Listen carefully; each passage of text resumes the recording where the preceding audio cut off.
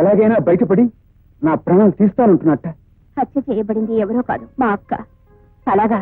మీరు ఎలాగైనా వాడిని హంతకుడిగా నిరూపించి ఉరిశిక్ష వేయించాలి. మీరు ధైర్యంగా వెళ్ళండి. Thank you. వస్తానండి.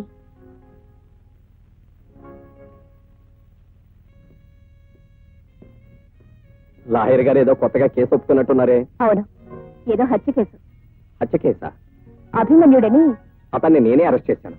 ఐసీ. మీరు తప్పని రుజువు చేసి విడుదల చేయించబోతున్నాను. ఇంపాసిబుల్. నేను రుజువు చేయడమా, మీరు విడుదల చేయడమా? అతని మీద నీకు అంత నమ్మకమా? ఒకనాడు నేను నమ్మినవాడు, ఆ తర్వాత నాకు దక్కనివాడు. ఓహో, అలాగా.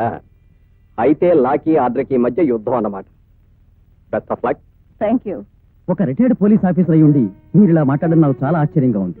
కేవలం తలుపులు మూసినంత మాత్రాన అతని మీద హత్యానేరం ఎలా మోపగలం?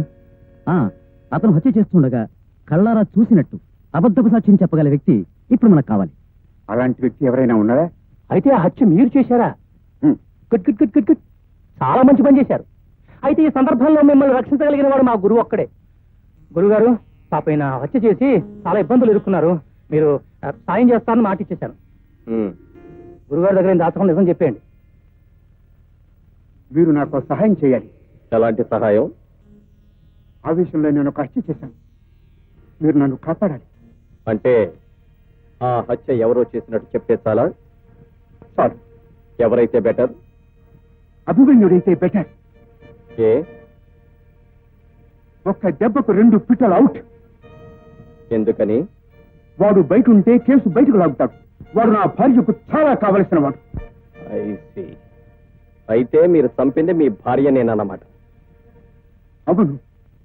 మిస్టర్, నీకు రక్షణ కావాలని అక్కడికి వచ్చావు. ఇప్పుడు నువ్వు చేసిన నేరాన్ని మరొకరి నెత్తిన రుద్దడం కోసం అబద్ధం సాక్ష్యం చెప్పమని ఇక్కడికి వచ్చావు. మిస్టర్, నువ్వు చెప్పిందంతా ఇందులో రికార్డ్ అయ్యింది.